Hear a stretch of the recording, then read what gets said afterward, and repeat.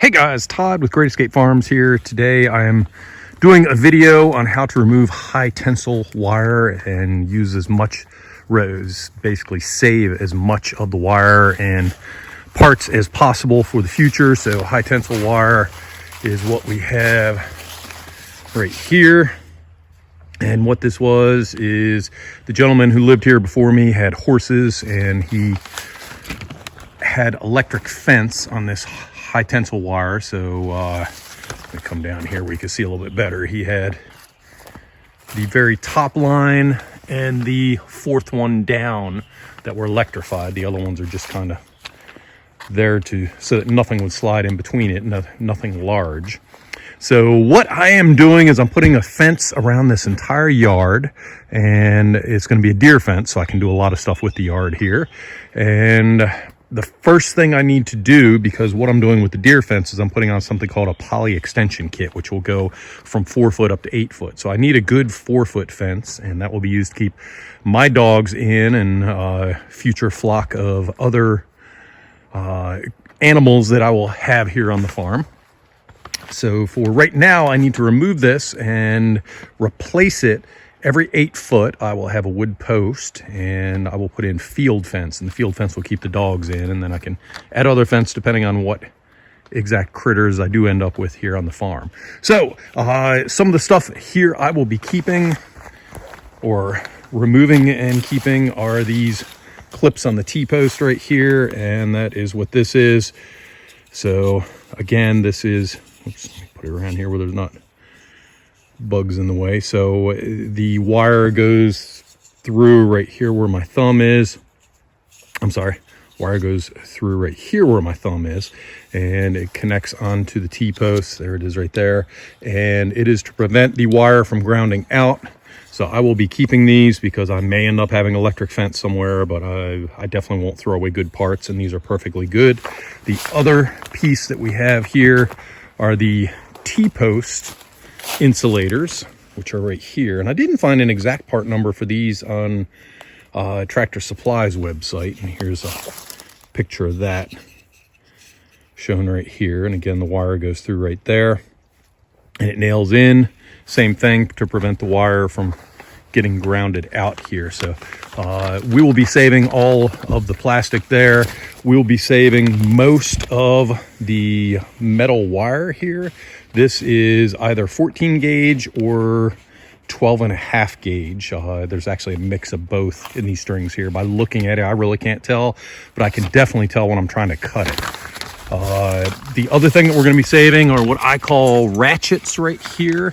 And they're not actually called ratchets. They're called wire strainers, or inline ratchet strainers. So or wire strainers. So this actually just puts pressure on the wires here. You can see that's fairly tight. What this one is used for is to hold these posts together and secure our end here where everything is. There was these ratchets, as I'm calling them, on each line to keep them very firm down there, keep them taut. However, I already cut most of this. I've been working for 2 days out here now. Today should be my final day on this project.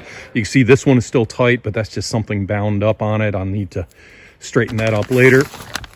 So we'll go out and see what that is. So I can't show you those in action on the line, but you can see right here, they definitely keep things nice and taut there.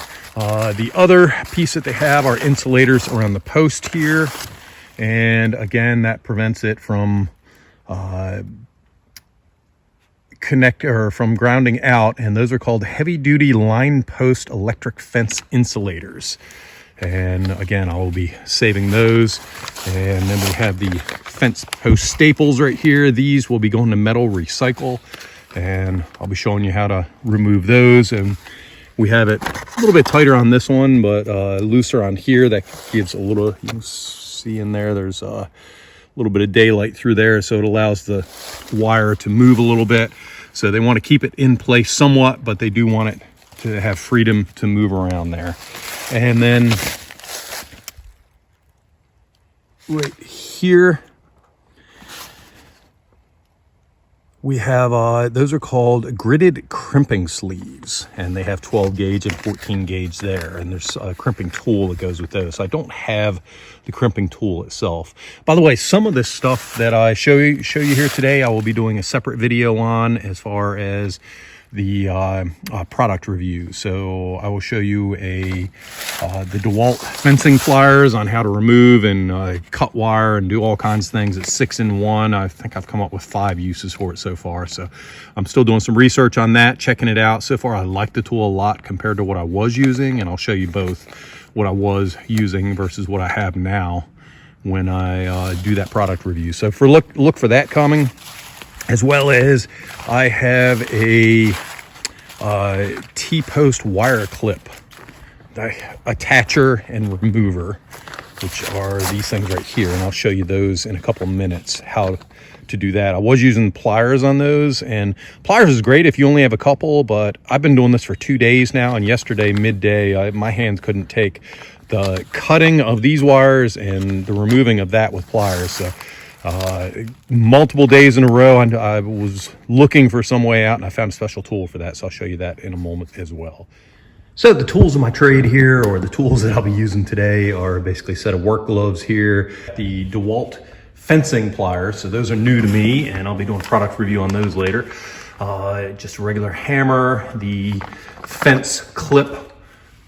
It's meant to put clips on, but I'm using it to take them off. And then a pry bar and some zip ties here that I'm using to wrap up the high tensile wire itself, and a bucket. So I use the bucket, first off, I put all this stuff in the bucket and I use it to carry it out. And then as I'm removing the fence staples and the fence clips and stuff like that to go to metal recycle, they'll all go in this bucket here, so I don't have those laying around. A little bit easier, as well as any scrap wire I have. So let's head out in the field and I'll show you from there. Okay, so what I have here is a clip bender tool, and it's basically just a handle with kind of a hinge in the center, and on the hinged piece right here, you notice there's a hole right there at the tip of my finger there. So we're gonna put the wire in there, and then we can bend this around and go what we want. It's primarily meant probably for putting on, but it also works great for taking off. So what we're gonna do is we put it in the hole, if I can get it on there, in the hole, and I want it to go just like that, and I'll go in the opposite direction that it's wound, and take it off like that. And the one thing that I forgot to do is have my gloves on. So anytime you're working with wire, you'll see I got band-aids on already. You want to have good gloves. These allow me to work, but they protect me enough. They actually do make leather gloves, which are a little better than this. So they have one of these clips on every single wire for every T-post, which means 6 wires, 2 of which are insulated, and they don't have it on. The insulators hold them. So the other 4, so every T-post has 4 of the clips on it.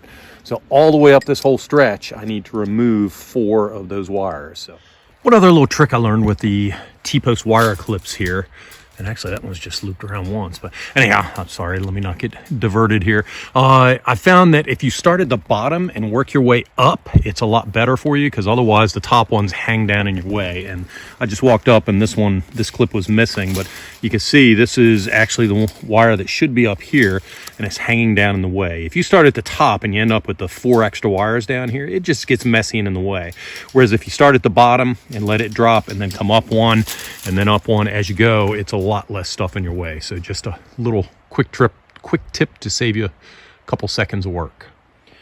So one quick note on before I move on, the the clip bender here, I will be doing a product review on that. So check out the show notes for that product review for when it comes out. Next up is the wood post here. So the wood post, again, the insulators, they are hanging free. However, down here, these are not actually hammered in tight. So they leave it loose, and the reason they do that is so that they can tighten them. So they'll actually put tension on it, tighten them up, and they just leave this loose in here to move back and forth a little. So I don't have to do anything on the wood posts right now until all the wires are out, and then I'll come back and remove all of that hardware. Okay, we have removed all of the T-post clips, and the wires are loose all the way along, so we're ready to cut them. So in a moment I'm going to show you two different methods that I've used to cut them, and what I'm going to do is I'm going to roll it up and I will pull it in this direction, and I'll probably stand right about there.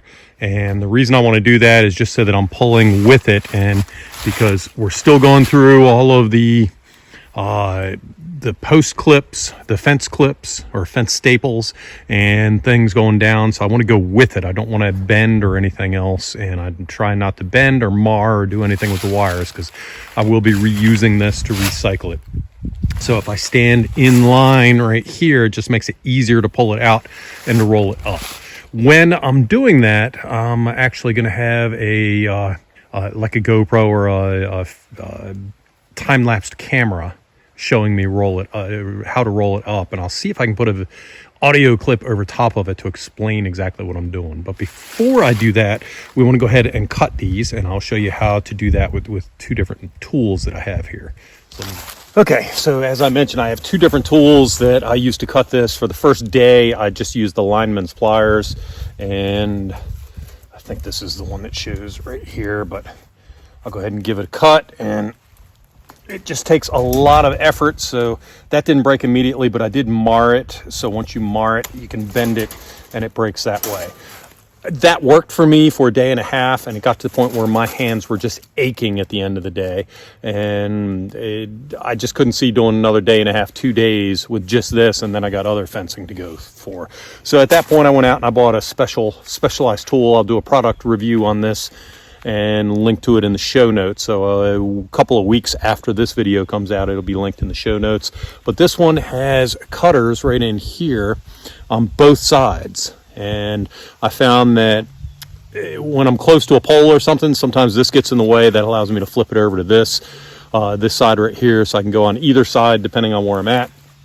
And they both cut the same, and what you do is you just get the wire into the hole, squeeze, and it easily cuts those. And I could do this all day long without any problem at all. So these things are absolutely wonderful, and they have saved my hands for the last day and a half now, and will be used a lot around the farm here. So again, I'll do a product review on this later.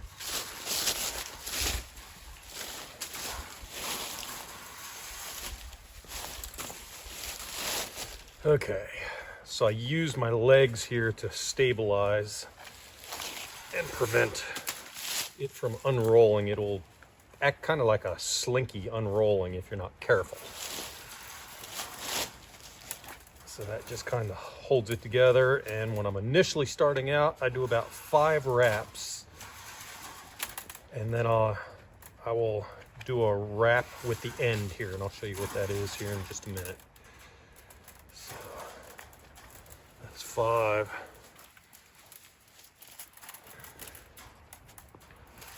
Okay, a little bit under.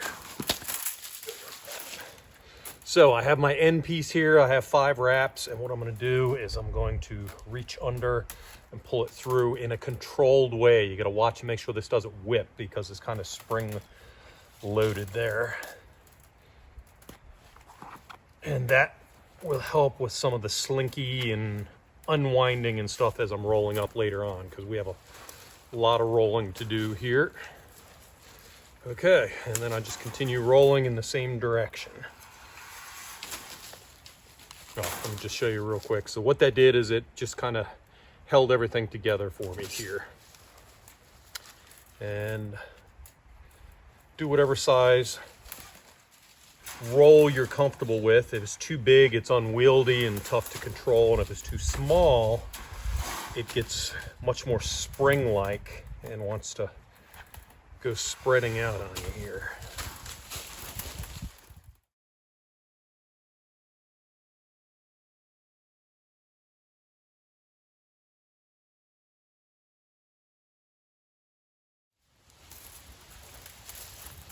Okay, and I always carry some wire ties with me when I'm doing this so that I can tie up.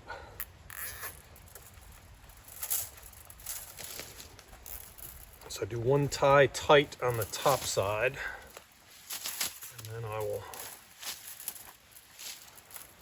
leave a little bit of slack and pull this through again. Make sure it's not whipping too much on you here.